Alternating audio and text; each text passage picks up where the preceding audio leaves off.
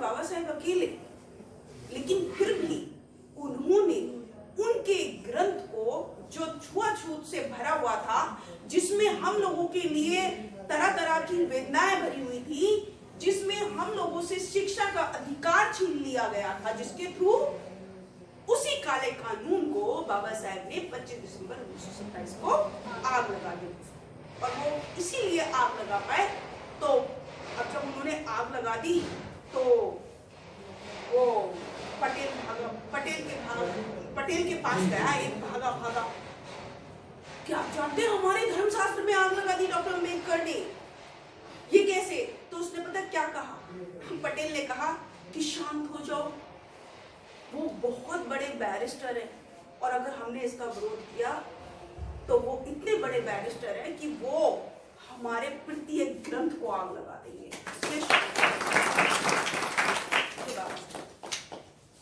तो हमको इस तरह से पढ़ना हमारे लिए जरूरी है कि नहीं है? अभी हम लोगों के दिमाग में जो बैठा हुआ है कि भैया बस पढ़ लो, किताब पढ़ ली पास होने के लिए, तो उससे तो काम बनने वाला है नहीं। क्योंकि जब तक हम डीपली नहीं पढ़ेंगे किसी भी चीज को, तब तक हमारा कुछ होने वाला नहीं है। नहीं तो ऐसे ही गुलाम होते जाएंगे। क्योंकि जगह जगह पर अभी क्या है, बच्चों में कॉन्फिडेंस नहीं आता, अपनी कास्ट को लेकर बड़ा परेशान हो जाते हैं बच्चे। अब सामने वाले ने पूछ लिया, फ्रेंड ने, कि कौन सी कास्ट से हो, मॉरल डाउन, पता नहीं क्यों, घबराहट। फिर क्या है, उल्टा सीधा बोल देते हैं कि मैं चौधरी हूं, मैं शर्मा हूं, मैं वर्मा हूं, मैं तो क्या नाम बदलने से इज्जत मिल जाएगी? इज्जत तो कमानी पड़ती है। इज्जत कमानी पड़ती है, और वो भी कैसे कमानी पड़ती है ये आप सब लोग जानोगे, धीरे धीरे जानोगे आप। तो अब ऐसा होना चाहिए कि जब आप पढ़ोगे, जब आप इस तरह की सभाओं में बैठोगे, जब आप महापुरुषों को पढ़ोगे, तो तब आप में कॉन्फिडेंस आएगा। तब आएगा आप में कॉन्फिडेंस, तब आप सामने वाले को जवाब देने वाले हो जाओगे। अगर आप उन्हीं की बातों को मानते रहे, या क्योंकि आपको कुछ पता ही नहीं, वो कहते हैं ना, अभी एक एग्जाम्पल अगर लें तो माना एक बच्चे पे इंग्लिश नहीं आती और उससे किसी ने इंग्लिश में बात कर ली, तो बच्चा इंटेलिजेंट होते हुए भी उसका आंसर नहीं कर पाएगा। पता नहीं, उसको लगेगा पता नहीं इसने क्या पूछ लिया मुझसे, मैं कैसे मतलब इसका आंसर करूं। तो ये सारी चीजें जो है आपको पढ़नी पड़ेगा, तभी हम दूसरों को, सामने वाले को जवाब देने वाले बनेंगे। जवाब देने वाले बनना है कि सुनने वाला बनना है? तो जवाब देने वाले तभी बन पाएंगे जब हम डीपली स्टडी करेंगे। तो अब ये तो होगी बच्चों की बात। अब माँ भी बैठी है यहाँ पर। देखो, बच्चों के जो भविष्य की निर्माता होती है वो उसकी माँ होती है। पहली शिक्षिका जो होती है वो भी उसकी माँ होती है। अब माँ में जिस तरह के संस्कार होंगे बच्चे में डेफिनेटली वैसे ही आएंगे, क्योंकि जब वो छोटा है तो वो बिल्कुल वैसे ही संस्कार उसमें आएंगे जैसे माँ उनको देना चाहेगी।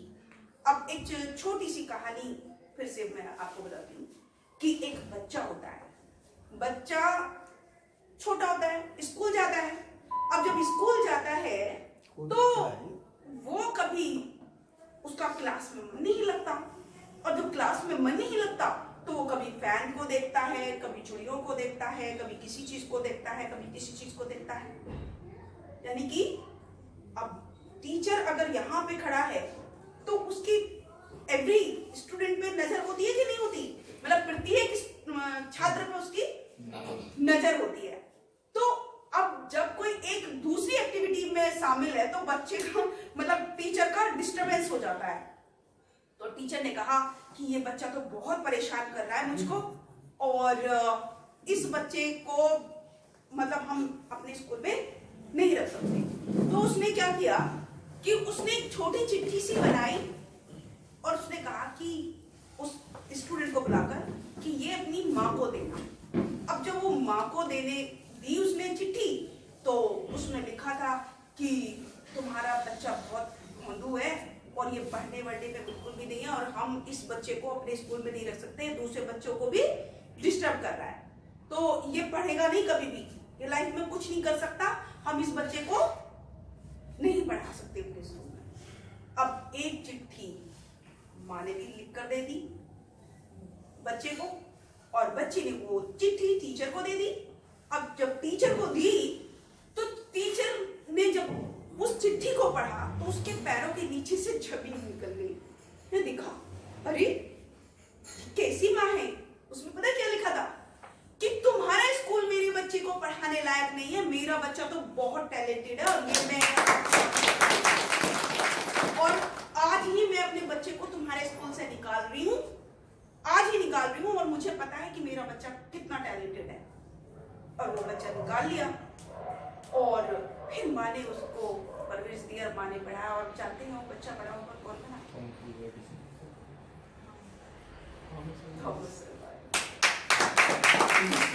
कई हजार एक्सपेरिमेंट की बल्ब का एक्सपेरिमेंट भी देखिए।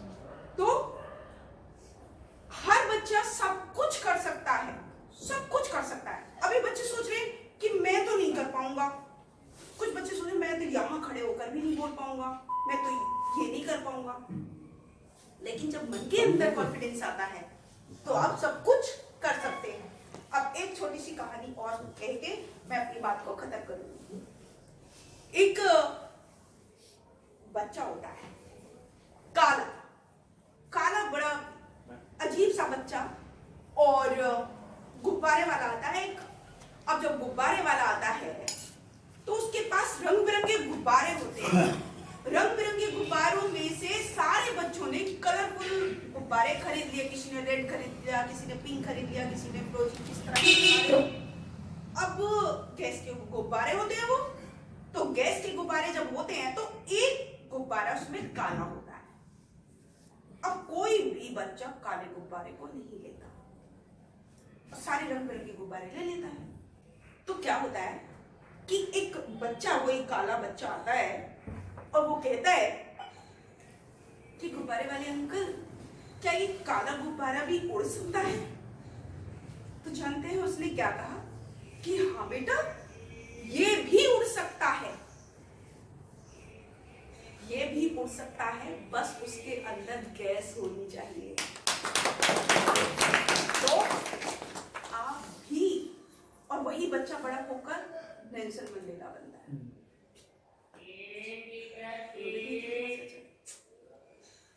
तो हमारे दिमाग में ये होना चाहिए कि मैं सब कुछ कर सकता हूं, ये हमारे दिमाग में होना चाहिए कि आई कैन डू एवरीथिंग, सब कुछ।